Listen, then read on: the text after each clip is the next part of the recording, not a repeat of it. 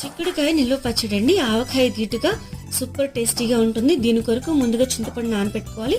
గోరువెచ్చని నీళ్ళలో చిక్కుడుకాయలను ఆరబెట్టుకుని ఆరేక తొడుములు తీసుకోవాలి. మెంతులు ఆవాలు కలర్ కొంచెం చేంజ్ అయ్యేంత వరకు వేయించుకోవాలి. ఒక ప్యాన్ పెట్టుకొని చిక్కులను 20 to 30% వేయించుకోవాలి. వేయించుకొని పక్కన పెట్టుకోవాలి. సేమ్ ఆయిల్లో చింతపండు గుజ్జును కుక్ చేయాలి.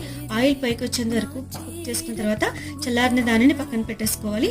వేయించుకున్న చిక్కుడులో రెడ్ చిల్లీ పౌడరు, అట్లనే తగిన సాల్ట్, అట్లా ఆవాలు, మెంతి పొండి, అట్లనే చల్లారిన చింతపండు గుజ్జును వేసుకొని కలుపుకోవాలి. దీని కొరకు మనం తాలింపు పెట్టుకుందామండి. మనం ఒక సేమ్ బాండీలో ఆయిల్ హీట్ అయిన తర్వాత ఆయిల్లో రెడ్ చిల్లీస్, ఆవాలు, జీలకర్ర, కరివేపాకు, కొంచెం ఇంగువ, చిటికెడు పసుపు వేసి చల్లారిన తర్వాత చిక్కుడుకాయలు కలిపేసుకుందాం. రెడీ అయిపోయిందండి మన చిక్కుడుకాయ ఆవకాయ. చాలా అంటే చాలా బాగుంటుంది. ఫుల్ వీడియో బయోలో పెడతాను, చూసి ట్రై చేయండి. ఇవన్నీ సబ్స్క్రైబ్ చేసుకోండి. Thanks for watching. మీరు మీ కామెంట్స్ని మాకు తెలియచేయండి. చిక్కుడుకాయని మనం వేడివేడి రైస్లో తింటే చాలా అంటే చాలా బాగుంటుంది.